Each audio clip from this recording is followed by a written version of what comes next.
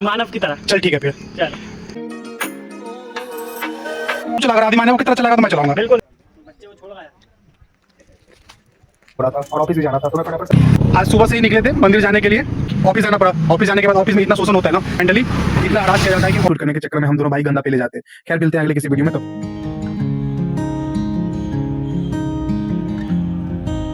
जीवन में ऐसे बहुत से लोग आते हैं जिनसे आप बहुत कुछ सीखते हो, समझते हो और उनको इतना अपना मान लेते हो कि आप उन पर आश्रित हो जाते हो। बुझाता तो तब है जब वो आपके जीवन से जाते हैं। ऐसा ही कुछ मेरे साथ हुआ। मैंने अपने सबसे पसंदीदा शख्स को आसानी से जाने दिया। कहाँ जाने दिया ये कभी बाद में बताऊंगा। फिलहाल उनके जाने के बाद हमारा दिमागी संतुलन हिल चुका है। हुआ यूं कि हर रोज की भांति सुबह सोकर जगह ही था कि मन भारी सा हो रहा था और ऑफिस भी जाना था। तो मैं फटाफट तैयार होकर ऑफिस पहुंचा, जहां पहुंचकर मुझे मिला कुणाल और उसने सजेस्ट किया, भाई तू परेशान है, तुझे जहां सुकून मिलता हो वहां जा। सुकून से याद आया, मैं जब भी परेशान होता हूँ तो तुम्हें मुझे मेरी माँ की याद आती है, जगत माता की। घर जा नहीं सकता था क्योंकि दूर है, तो मैंने सलकनपुर धाम माता मंदिर जाने का सोचा। फिर क्या, निकल पड़ा अपने छोटे भाई कुलदीप के साथ सलकनपुर धाम माता मंदिर। अब वीडियो को शुरू से शुरू करते हैं। हाय एवरीवन, स्वागत है आपका हमारे नए ब्लॉग में। आज सुबह से ही निकले थे मंदिर जाने के लिए और सलकनपुर मंदिर जो कि भोपाल से 70 किलोमीटर की दूरी पर है। बट ऑफिस जाना पड़ा। ऑफिस जाने के बाद ऑफिस में इतना शोषण होता है ना, मेंटली इतना हरास किया जाता है कि ऑलमोस्ट काफ़ी लेट हो चुका हूँ, बट जाना है तो जाना है। और मेरे साथ में भाई भी जा रहा है, कुलदीप। कहाँ जा रहे हो बुआ? सलकनपुर मंदिर। क्या करने जा रहे हो? बोलो। माता का पूजा करने जा रहे हैं, घूमने जा रहे हैं। घूमने। तो हम लोग निकलते हैं भोपाल से अब सलकनपुर के लिए।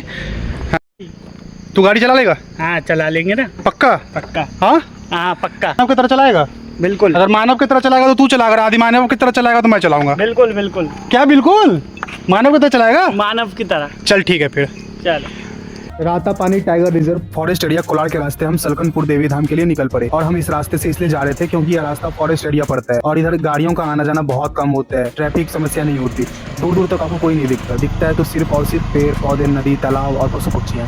एक तो फॉरेस्ट वाला रास्ता, ऊपर से नेचर सफारी जैसा एक्सपीरियंस लेते हुए हम भाई पहुंच गए कोलार डैम पर, जहाँ जाने पर हमें पता चला कि यह फिलहाल बंद कर दिया गया है। पैदल भी जाना मना। फिर हम दोनों भाई वहाँ से निकलकर वापस मंदिर की ओर चल पड़े।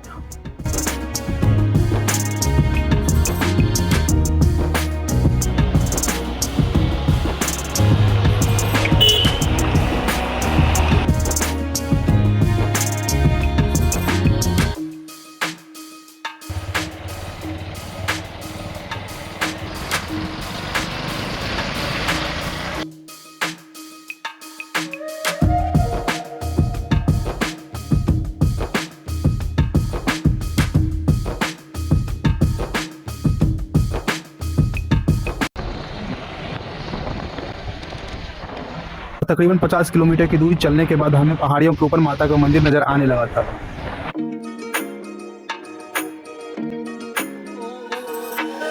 मंदिर तक जाने के 3 रास्ते थे, सीढ़ियों के द्वारा, रोपवे के द्वारा और सड़क मार्ग पर। हमने अपनी बाइक लेकर जाने की सोची और हम अपनी बाइक लेकर मंदिर तक पहुंचे। बाइक पार्किंग में पार्क कर हम दोनों भाई मंदिर की ओर निकल पड़े। जैसे ही हम मंदिर की ओर आगे बढ़ ही रहे थे तभी भाई ने झूठ बोल दिया, जिसका नतीजा हमें बाद में भुगतना पड़ा। फाइनली 1400 सीढ़ी चढ़ने के बाद सलकनपुर पहुंची गए। कितना सीढ़ी चढ़ने के बाद? 1400।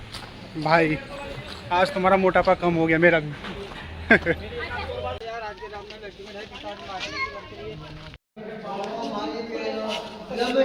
यार अविनाश भाई तुमसे कह रहे मोबाइल रख लो यार, वो छीन के भाग जाएगा तो बना ही देगा ब्लॉग, यादगार ब्लॉग नहीं जाएगा तुम्हारा।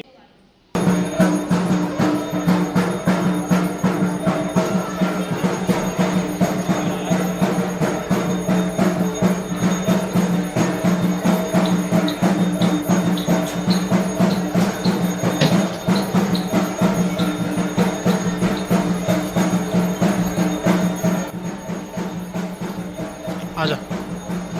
हाँ बोलिए।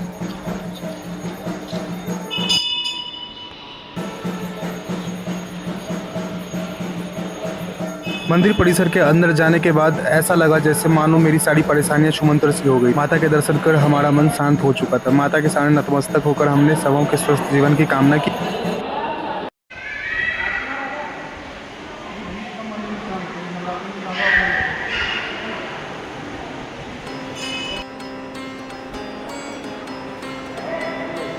मन परेशान था, इससे तो शांति मिल चुकी थी, पर झूठ बोला था, इसका प्रकोप अभी भी झेलना बाकी था। जैसे ही हमने मंदिर परिसर से बाहर कदम रखा ही था तभी बजरंग दल के सेनापति ने हम पर झपट्टे मारे और हमसे हमारा प्रसाद छीन ले गए। वो दे नहीं रहा ना। तो बच्चे को छोड़ गया। नारियल उठा ले जाऊंगी। हम दोनों भाई संतोष कर वहां से निकले। पहाड़ियों से नीचे उतरने के बाद हमने पी चाय और हम वापस अपने घर को निकले। कुछ दूर जाने के बाद हम अपना रास्ता भटक चुके थे। उस किसी तरह हम भोपाल तो पहुंच गए, परंतु अभी झूठ का प्रकोप बाकी था। इतने में मैं और मेरी बाइक जा लड़ी और हमारा एक्सीडेंट हो गया।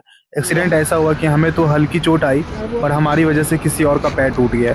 फिर किसी तरह हम वहां से भागे और भाई को कसम खिलाई कभी भी झूठ मत बोलना, नहीं तो उसका परिणाम ऐसा ही होगा। आगे वीडियो शूट कर नहीं पाया, नहीं तो वीडियो शूट करने के चक्कर में हम दोनों भाई गंदा पे ले जाते।